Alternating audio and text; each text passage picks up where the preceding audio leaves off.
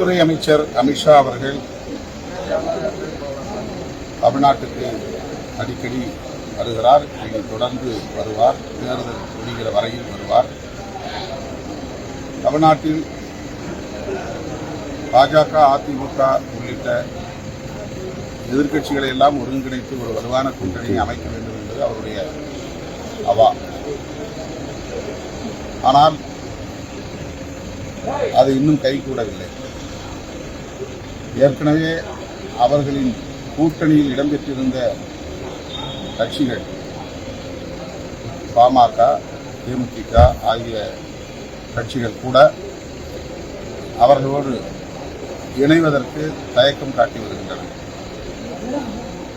அதை தாண்டி நடிகர் விஜய் அவர்களை இந்த கூட்டணியிலே இணைத்துவிட வேண்டும் என்கிற ஏக்கம் அவர்களுக்கு இருக்கிறது. ஆனால் இன்னும் அது நடைமுறைக்கு வரவில்லை. அதுவே அவர்களுக்கு பெரிய போராட்டமாக இருக்கிறது.